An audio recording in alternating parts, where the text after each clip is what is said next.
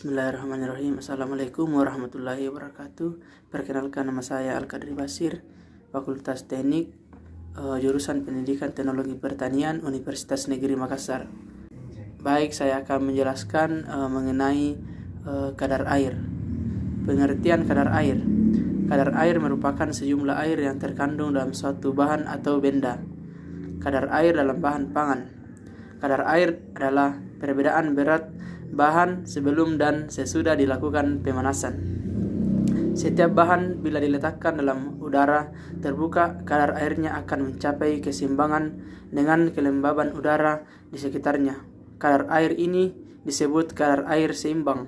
Setiap kelembaban tertentu akan menghasilkan kadar air seimbang tertentu pula.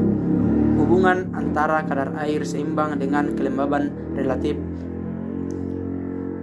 diketahui AW sama dengan RH per 100. AW sama dengan aktivitas air RH kelembaban relatif. Bila diketahui kurva hubungan antara kadar air seimbang dengan kelembaban relatif, pada hakikatnya dapat menggambarkan pula hubungan antara kadar air dan aktivitas air. Kurva sering disebut kurva isoterm sorpsi lembab atau ISL. Setiap bahan mempunyai ISL yang berbeda dengan bahan lainnya. Pada kurva tersebut dapat diketahui bahwa kadar air yang sama belum tentu memberikan AW yang sama, tergantung macam bahannya. Pada kadar air yang tinggi belum tentu memberikan AW yang tinggi. Selanjutnya yaitu penentuan kadar air. Penentuan kandungan air dapat dilakukan dengan beberapa cara, tergantung pada sifat bahan pangan itu sendiri. Penentuan ini terkadang tidak mudah dilakukan karena terdapat bahan yang mudah menguap pada beberapa jenis bahan pangan dan adanya air yang terurai pada bahan pangan, serta oksidasi lemak pada bahan pangan tersebut. Faktor lain yang mempengaruhi penentuan kadar air yang tepat yaitu air yang ada dalam bahan pangan terikat secara fisik dan ada yang secara kimia.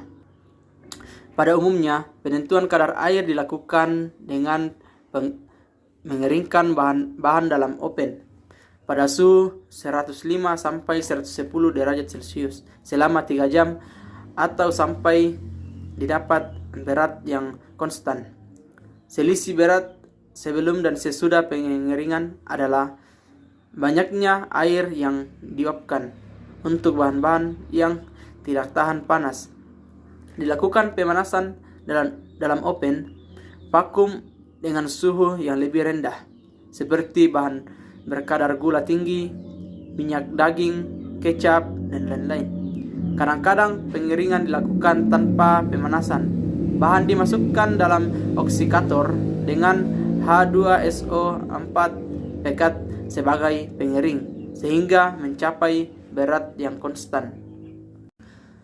Di samping cara-cara fisik, ada pula cara-cara kimia untuk menentukan kadar air.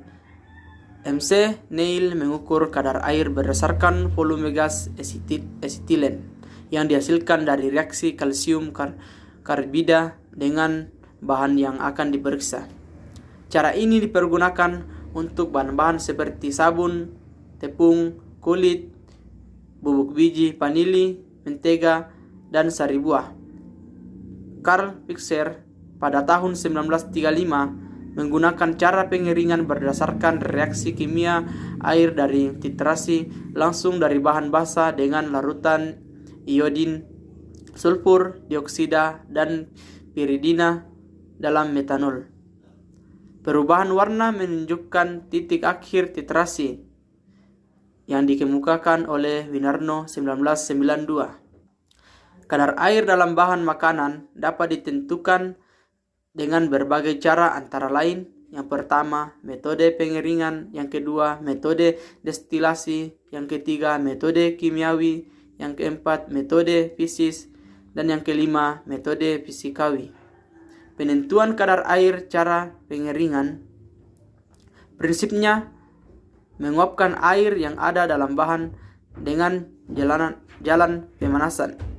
Kemudian menimbang bahan sampai berat konstan, yang berarti semua air sudah diuapkan.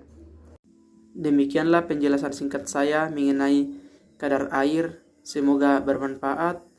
Assalamualaikum warahmatullahi wabarakatuh.